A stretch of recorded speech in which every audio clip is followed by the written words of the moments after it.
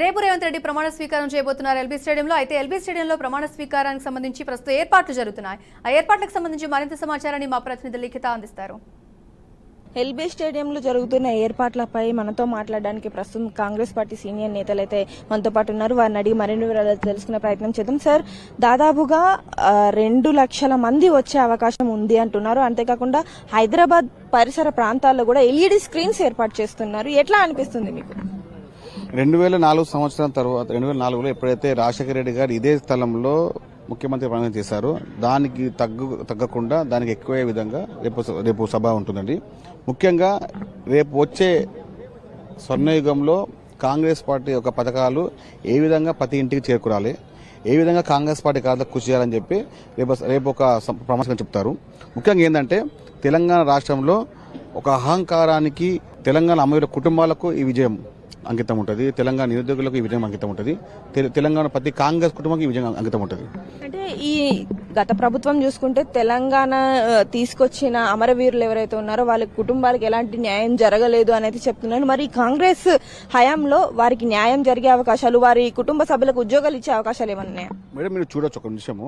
2014లో కేసీఆర్ గారు ప్రమాణం చేసిన తర్వాత ఏ కుటుంబాన్ని ఆయన ఆదరించిర్రా, ఏ కుటుంబాన్ని కలిసిర్రా, పట్టించుకోరా అసలు వాళ్ళు? ఇప్పుడు రేపు సమావేశంలో, రేపు ప్రమాణ స్వీకార మహోత్సవంలో వాళ్ళందరూ ఉంటారు. అమరవీర కుటుంబం అందరూ రేపు ఉంటారు, ప్రత్యక్షంగా పాల్గొంటారు. ఇది మేము కాంగ్రెస్ పార్టీ తీసుకునే నిర్ణయము, కాంగ్రెస్ పార్టీకి ఉన్న కమిట్మెంట్ ఇది. ఆ కుటుంబాలకు కాంగ్రెస్ పార్టీ అండగా ఉంటుంది. మేనిఫెస్టోలో మేము ఇచ్చినాము, కాంగ్రెస్ పార్టీ రేపు ఎన్నికలు వచ్చిన తర్వాత ఆ కుటుంబాన్ని ఆదుకుంటాము, వాళ్ళ ఇంటికి అందరికి ఇళ్ల స్థలాలు ఇస్తాము, ఇంటికి అందరికి ఉద్యోగాలు ఇస్తాము.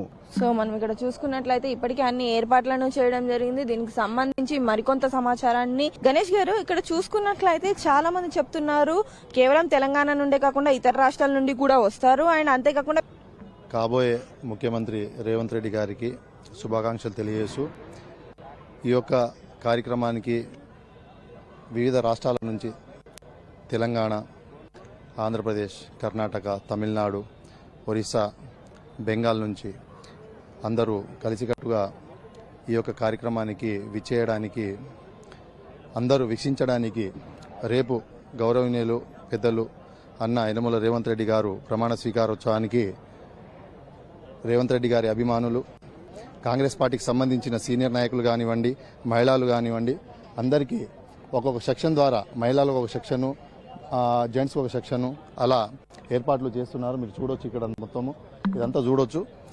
ఇంకో విషయం ఏంటంటే ఇదొక పేదల ప్రభుత్వం.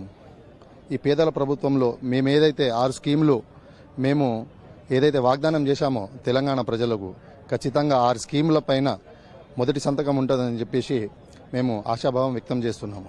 చూడండి, 6 డిక్లరేషన్ చేసేందుకు వస్తుంది సోనియా గాంధీ. తుక్కుగూడలో ప్రామిస్ చేసింది, అది ఇంప్లిమెంట్ చేయాలి. ఆమెలో ఎంత పట్టుదల ఉన్నది.